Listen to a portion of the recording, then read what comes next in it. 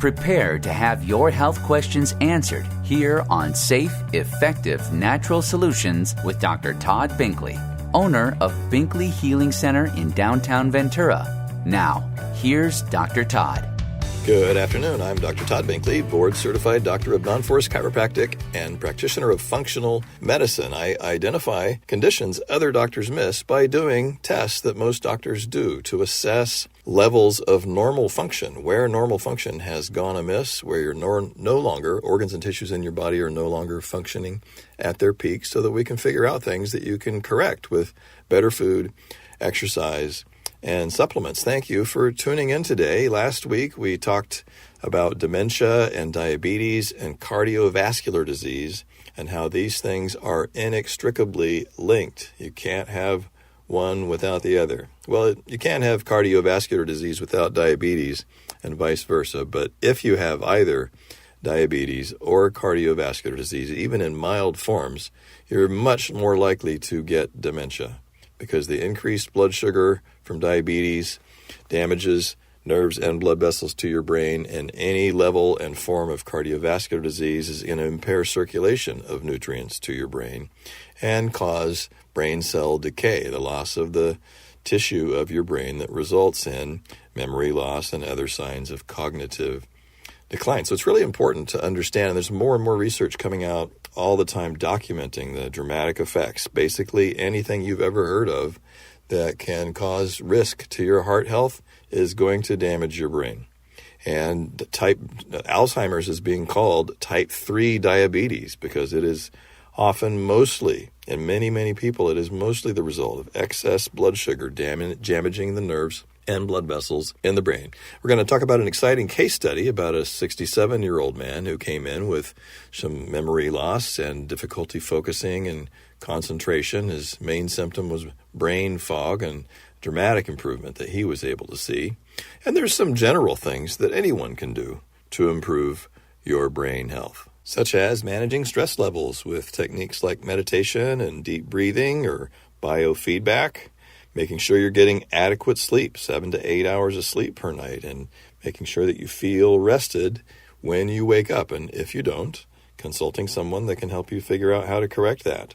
And of course, regular old cardiovascular exercise. Walking is the ultimate exercise. You don't need a membership or any special equipment. Swimming is also great if you have an access to pool. Basically, the best form of cardiovascular exercise to do is the one that you find enjoyable, so that you will actually do it on a regular basis. And of course, nutrition is always important, starting with food, eating better food, avoiding sugar and pro-inflammatory foods like saturated fats, getting plenty of eating, basically a Mediterranean diet, I find, is what works best for most people. It's a good idea to consume enough good fats, technically called polyunsaturated and monounsaturated fats, from things like cold water fish, salmon, sardines, nuts, walnuts, almonds, pistachios, olive oil, and avocados. These are all great fats. And choline, as it turns out, is a really important nutrient to get for brain health. And food sources of that are liver and egg yolks. So don't be afraid to eat those egg yolks. A couple of eggs a day is not going to increase your risk of heart disease.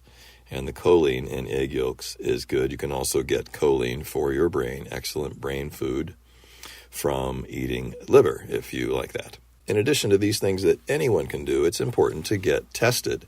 So getting tested for things like the APOE gene that I spoke about last week.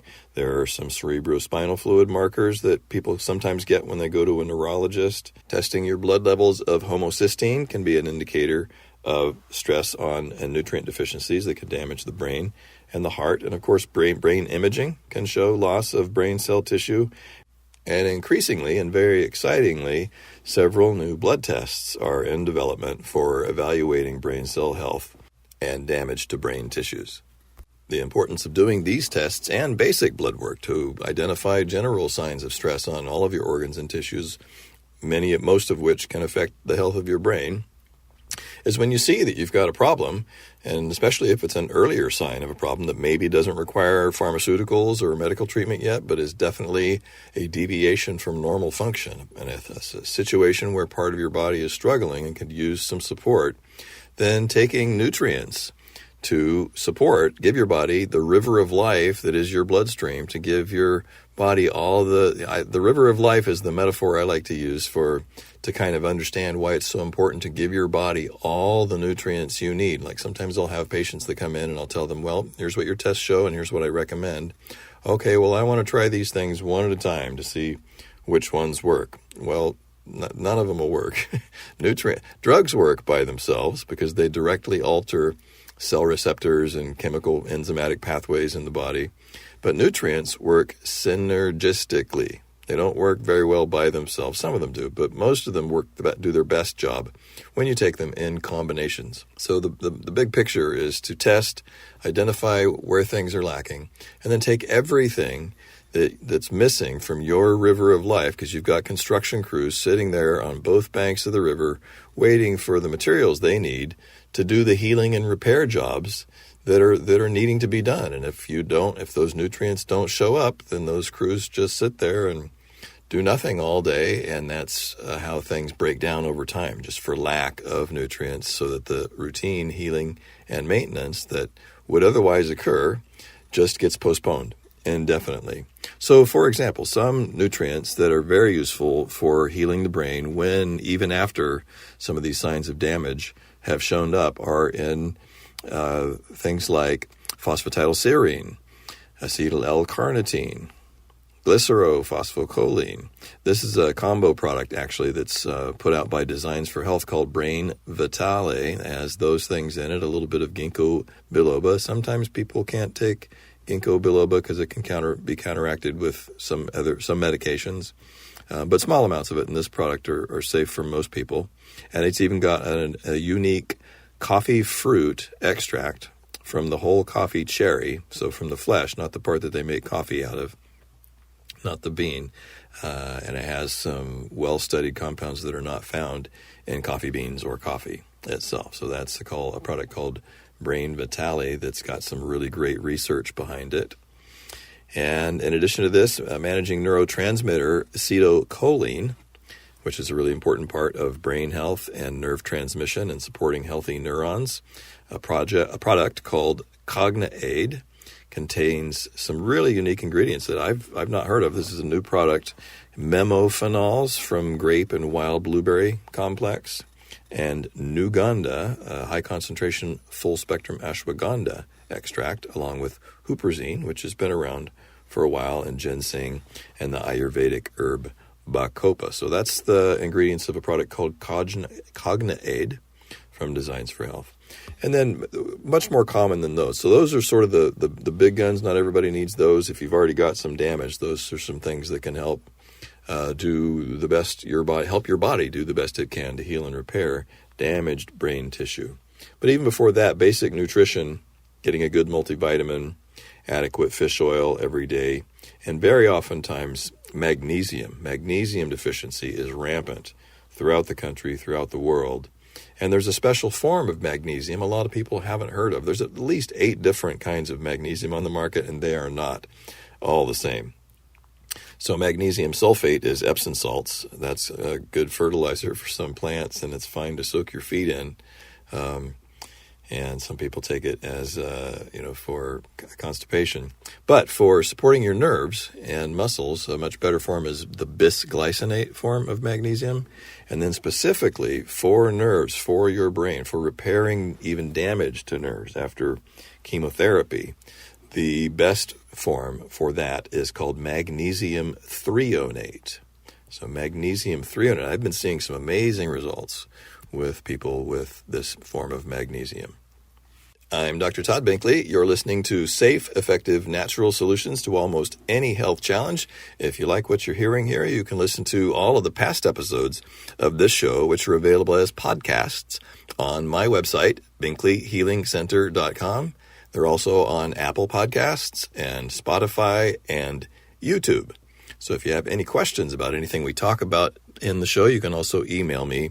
I love answering people's questions. So we've just talked about some healthy things that anyone can do, good habits to keep your brain healthy, minimize your risk, reduce your risk of dementia and other neurodegenerative disorders like Parkinson's. And that's always the most important thing, is just to take better care of your health, reduce stress, get better sleep, do some form of meditation, prayer, something calming for your mind on a regular basis, and get adequate cardiovascular exercise, and eat good food, and then get tested to see if you need some extra nutritional support. So that's sort of an overview of most of the things that I do to help people with a cognitive complaint, memory, focus, brain fog, etc. But here's some things that everyone should be aware of. Some really great research coming out on things that you should not do or things that you can avoid. And these are artificial sweeteners. All artificial sweeteners are bad. And sometimes people get confused. Well, what is an artificial sweetener? So, for example, stevia is not an artificial sweetener. And there's another sweetener that a lot of people haven't heard of, we're going to come back to here in a minute. That's called allulose, which is also a natural, not a artificial sweetener. So artificial sweeteners are things like sugar alcohols like xylitol and erythritol and Splenda and Aspartame, the ingredient in NutraSweet, and Equal. And, of course, saccharine that people have known is not great for many, many years. But the exciting paper that just came out, was published recently in the Medical Research on xylitol, shows that high levels of this low-calorie sweetener that's used in many reduced sugar foods, as well as gum and toothpaste, are linked to an increased risk of heart attacks, strokes, and death, according to a new study published in the European Heart Journal. So they studied more than 3,000 people in the U.S. and Europe over 3 years, and found that people with the highest amount of xylitol in their plasma were more likely to have a problem with their heart or their blood vessels. So there are tiny amounts found naturally in some food, fruits and vegetables. It's been used as a sugar substitute for over a decade in processed foods and toothpaste and chewing gum and other products. But consuming products with xylitol can make your platelets in your blood more likely to clot. So in studies performed by Dr. Hazen's team, healthy volunteers were given a drink sweetened with 30 grams of xylitol, which is an amount similar to that found in a single scoop of quote-unquote keto-friendly ice cream or several sugar-free cookies that are marketed for people with diabetes. Xylitol is also found in sugar-free candies and desserts. And the study shows the immediate need for investigating sugar alcohols and artificial sweeteners, according to Dr. Stanley Hazen, chairman of the Department of Cardiovascular and Metabolic Sciences at Cleveland Clinic's Lerner Research Institute, he said in a news release. So it doesn't mean you need to throw out your toothpaste if it has xylitol. You just don't want to be eating a lot of food that contains xylitol. So if you see foods that say sugar-free, calorie-free, keto-friendly, for diabetes, a lot of these things, and there's things that are super sweet, then they probably have artificial sweeteners, and these things aren't even required to be on the label in some products. It's a complicated language in the law regarding what has to be put on a food label. But sugar alcohols and these artificial sweeteners are often in products, and they're not even on the label. So if a package says sugar-free, then it should include what's making it sugar-free. It makes making it sweet without sugar, and xylitol is just one sugar alcohol that food companies use in sugar-free foods. Others include erythritol, which we're also going to talk about, sorbitol, mannitol, maltitol, isomalt, lactitol.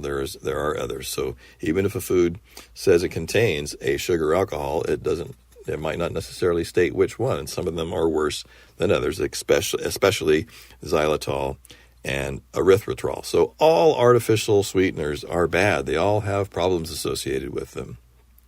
Splenda, sucralose, is made by the chlorination of sucrose. So it's basically synthetically replacing 3 hydrogen-oxygen groups on regular table sugar molecules with 3 chlorine atoms. Yum. Recent research suggests that this is linked to systemic inflammation, metabolic diseases, disruptions in gut microbiome, liver damage, and toxic effects at the cellular level. This study said, quote, "It is crucial to highlight the persistence of sucralose in the body, its ability to cross the placenta, its presence in breast milk, raising concerns about prenatal and neonatal exposure." So I discussed that study in detail in the last episode of the show. So the other really bad sugar alcohol that's been in the news lately is erythritol. So erythritol is made by Cargill, the multinational food conglomerate that makes a lot of things that aren't really great for your health. And this is right. I'm really glad I finally got to covering this because I've been forgetting to do it. So Truvia is a heavily marketed, popular alternative sweetener, artificial sweetener, but it's marketed as natural because it's got stevia in it. And it drives me crazy because that makes people think either that this product is natural, or conversely, that stevia isn't natural. So if you know Truvia is not good for you, some people think that means that stevia isn't. So we need to break this down. Truvia is a manufactured product with stevia and erythritol. Erythritol is an artificial sweetener. Stevia is a plant. We're going to come back to that. But stevia is natural. Erythritol is not. So the combination of the two is not natural. Truvia is not a natural sweetener. And here's the recent research that's come out about that. A National Institute of Health funded research team led by Dr. Stanley Hazen at the Cleveland Clinic examined the relationship between erythritol and heart attacks and strokes. This initial study had more than 1,000 people, and his team looked for things in the blood whose levels are linked to cardiac risk. They tracked major adverse cardiovascular events. That's a common target for research like this. Major adverse cardiovascular events is just a generic term for heart attacks, strokes, and deaths from either a heart attack or a stroke. So the results appeared in Nature Medicine on February 27th, 2023, and the people with the highest erythritol levels, the top 25%, were twice as likely to have cardiovascular events over the 3 years of follow-up than those with the lowest level of erythritol. So erythritol ingestion in healthy volunteers induced a marked and sustained increase in plasma erythritol levels well above the thresholds associated with increased platelet formation and reactivity, prothrombosis that's associated with major adverse cardiovascular events like heart attacks and strokes. So it fosters enhanced thrombosis, the clotting that can cause a stroke, and that increases hardening of the arteries, causing heart attacks. Not good. And there's just no reason to eat that, consume that stuff. There's so many better alternatives available. Saccharin, just to be complete here, saccharin makes people fatter. People have long known, or there used to be, back when I don't know how many decades ago, when saccharin first came out, there were some mice studies that showed that it increased your risk of cancer, and those have since been shown to not apply to humans. Not everything that happens in a mouse applies equally in humans. So the cancer risk is less concerning than once thought. But the even worse is, the people take this stuff to lose weight, to control diabetes, and saccharin makes people fatter. So here's a study, a randomized controlled trial contrasting the effects of 4 low-calorie sweeteners and regular table sugar on body weight in adults who were overweight or obese. And it was published in the American Journal of Clinical Nutrition 2019, and it clearly showed that people who consumed saccharin made them fatter than consuming sugar. So that kind of defeats the point. So don't use saccharin. Aspartame, branded NutraSweet and Equal, increases anxiety in rats and in their offspring. The study was entitled Transgenerational Transmission of Aspartame-Induced Anxiety and Changes in Glutamate GABA Signaling and Gene Expression in the Amygdala. So let's break that down. This is basically saying they gave aspartame, NutraSweet or Equal, in amounts that humans often eat, comparable relatively for a rat. So, and this, so this things that happen in rats don't necessarily directly apply to human beings, but they're certainly worth following up on. And this, the fact that it happened in the rats themselves and 2 generations, their grandchildren, were still showing increased anxiety by changes in key pathways in the brain that cause anxiety. The main targets, this glutamate GABA signaling pathway, are targets for pharmaceuticals for anxiety and depression, etc. And it altered their gene expression in centers of the brain that also affect mood disorders. So the fact that it not only happened in the rats but in their offspring is concerning enough that it definitely warrants human trials, and we'll see if those are borne out. But it's bad enough that in May 2023, shortly after this and several other studies had been out for a while on this subject, the World Health Organization recommended against the use of non-sugar sweeteners to control body weight based on a systematic review of the evidence. And one of the other reasons is most of these artificial sweeteners are excitotoxins. They jangle your nerves. They interfere with your appetite suppressant hormones, and then as a result give you even stronger cravings for sugar and other stimulants. So our bodies have really sophisticated mechanisms to control cravings and that drive that make it difficult to lose weight, to change our diet, to eat better food, because these things are studied and designed deliberately by corporate processed food companies, to make things salty and sweet and greasy and push all the buttons in the brain that make you want more of whatever that thing is over and over and over again. Bet you can't eat just one. It's not an accident. These things are designed by very sophisticated chemists that know the triggers in the brain, and they're specifically designed to make you want more of those things. And they're destroying the health of millions of Americans. So we're going to come back to that too. And I think I also talked about that. There's a lot of research coming out on ultra-processed foods. I've spoken about that in a previous episode and will do so again. So there are better alternatives. What are the better alternatives? Stevia. Now, if you've ever tried stevia in a packet, then you haven't tried stevia, because powdered stevia tastes terrible.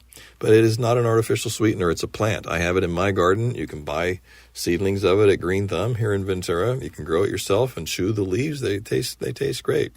But what tastes the best, if you want to add something to sweeten something a little bit, is to get the liquid, not the powdered form, but get liquid stevia, my favorite brand. And I've tried many, most of which I thought tasted terrible. This one tastes really good. I give samples of it to my patients all the time. I put it in my water so my throat doesn't dry out when I'm talking all the time, like right now. And I'm sipping water with Sweet Leaf brand Sweet Drops vanilla-flavored stevia. I buy it on Amazon. They have it in some stores as well. It's a little plastic bottle with a blue label. Sweet Leaf brand, Sweet Drops, vanilla flavor liquid stevia. Another excellent natural alternative sweetener, not artificial, natural alternative sweetener is called allulose. But I want to get to this case study, so I'll come back to allulose next week. This is a 67-year-old man who came in complaining of memory loss, inability to focus and concentrate. His main complaint, in his words, was just brain fog. It's not a very specific term, but it resonates with a lot of people. And I did some blood work on him and found some things that needed some support. Put him on some basic nutrients, a good multivitamin, some fish oil, vitamin D, and some extra vitamin B12, which is often deficient in people as they get older, as well as a product called Senolytic Synergy from Designs for Health, which has ficitin and dog rose fruit. Those were 2 things I'd never heard of before until this product came out a couple years ago. It also has ginseng and some powerful antioxidants, curcumin, quercetin, and red grape powder. So after about 2 or 3 weeks, about 3 weeks on these, this man, 67-year-old man with memory loss, noticed that he had more energy and increased focus and concentration after about 3 weeks. And then at about 3 months, when he came in to get some things retested, his wife commented that he was much less forgetful than he had been, and his ability to concentrate was dramatically improved. And according to him, he no longer had any significant brain fog. So who do you know who has symptoms like this and has been to several doctors maybe and no one's been able to help them identify the cause of their problems? I'd love to do some proper testing to identify that cause and help them. Thank you for listening. We'll see you next Friday. Have a great weekend. You've been listening to Safe, Effective Natural Solutions with Dr. Todd Binkley. If you have a health question you want discussed on the show, email your health questions to Dr. Binkley at binkleyhealingcenter.com. Take advantage of this opportunity to ask questions for yourself and for your loved ones, because our health matters. Join him next Friday at 4 p.m. for Safe, Effective Natural Solutions, right here on 98.3 The Word, KDAR.